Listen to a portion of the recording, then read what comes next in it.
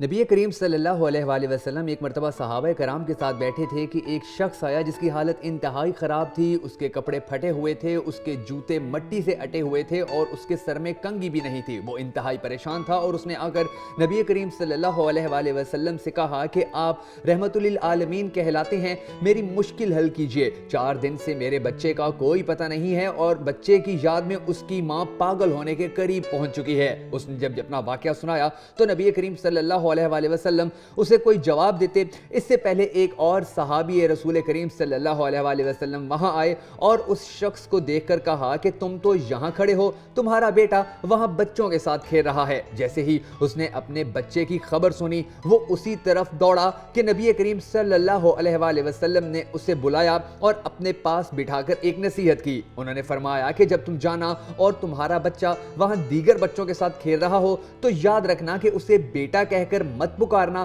بلکہ اس کا نام لے کر پکارنا۔ اس نے یہ بات سنی اور واپس اسی سمت میں بھاگا کہ جس سمت کی جانب صحابی رسول صلی اللہ علیہ وآلہ وسلم نے اشارہ کیا تھا کہ اس مقام پر اس کا بیٹا کھیل رہا ہے۔ نبی کریم صلی اللہ علیہ وآلہ وسلم کی نظروں سے جب وہ شخص اوجھل ہو گیا تو صحابہ کرام رضوان اللہ اجمعین نے پوچھا کہ یا رسول اللہ صلی اللہ علیہ وآلہ وسلم، آپ کے اوپر ہمارے ماں باپ قربان، آپ ہمیں یہ تو بتائیے کہ ایک شخص جو اپنے بچے کو ملنے کے لیے اتنا بےتاب تھا، اسے اپنے بچے کی اتنی مشکل سے خبر ملی اور جب وہ اپنے بچے کو ملنے کے لیے بے قابو ہو کر جا رہا تھا تو آخر ایسی کیا مجبوری تھی کہ آپ نے اسے روکا، اپنے پاس بٹھایا اور یہ نصیحت کی کہ اپنے بیٹے کو بیٹا کہہ کر مت پکارنا بلکہ اس کا نام لے کر پکارنا؟ آخر اس کی وجوہات میں کوئی نہ کوئی حکمت ہوگی جس سے ہمیں بھی آگاہ کیجیے۔ تو نبی کریم صلی اللہ علیہ وآلہ وسلم نے فرمایا کہ بات دراصل یہ ہے کہ یہ 4 دن کا بچھڑا باپ اپنے بیٹے کو دیکھ کر بے قابو ہو جاتا اور پوری شدت سے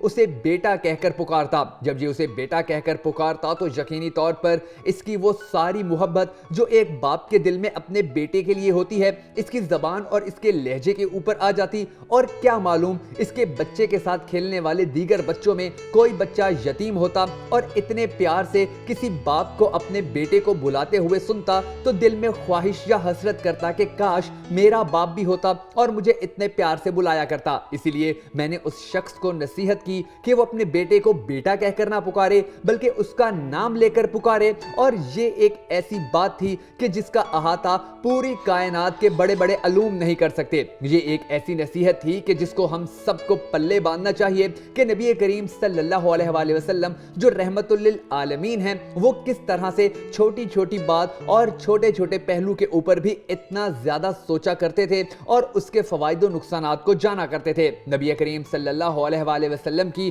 یہ نصیحت ہمیں یہ بتانے کے لیے کافی ہے کہ بلا شبہ ہم اپنے پیاروں سے محبت کا اظہار ضرور کریں، مگر کوشش کریں کہ ہمارے اس محبت کے اظہار سے کسی اور کے دل میں کوئی حسرت پیدا نہ ہو، کسی اور کا دل دکھی نہ ہو، اور نہ ہی کسی اور کے دل میں یہ خواہش جاگے کہ کاش اس کا بھی کوئی پیارا ہوتا جو اسے اسی طرح سے محبت کیا کرتا۔ نبی کریم صلی اللہ علیہ وآلہ وسلم کی ہم نے زندگی نہیں پڑھی، ہم دنیا کے سب سے بدقسمت ترین انسان ہیں، کیونکہ ان کی زندگی پڑھنے سے ہمیں ایسے ایسے سبق مل سکتے ہیں کہ جس کے نتیجے میں نہ صرف ہم دنیا میں بھرپور طریقے سے کامیابی حاصل کر سکتے ہیں بلکہ ہماری آخرت بھی بن اور سنور سکتی ہے۔ مگر افسوس کا مقام یہ ہے کہ ہم مسلمان تو کہلائے مگر نبی کریم صلی اللہ علیہ وآلہ وسلم کے ایسے امتی نہ بن سکے کہ جن کے اوپر نبی کریم صلی اللہ علیہ وآلہ وسلم کو بروز قیامت فخر ہو۔ ہم سب کو دعا کرنی ہے کہ اللہ تبارک و تعالی ہمیں نبی کریم صلی اللہ علیہ وآلہ وسلم کی سیرت، ان کی تعلیمات اور ان کے اسوہ حسنہ پر چلنے کی توفیق عطا فرمائے اور ہمیں ان کی پیروی کرنے کی بھی توفیق دے، کیونکہ اگر ہم نبی کریم صلی اللہ علیہ وآلہ وسلم کے بتائے ہوئے راستے پر نہیں چلیں گے تو نہ دنیا میں کامیاب ہو سکتے ہیں نہ ہی آخرت میں۔ اگر آپ بھی اس دعا میں شامل ہونا چاہیں تو کمنٹ باکس میں آمین ضرور لکھیے گا۔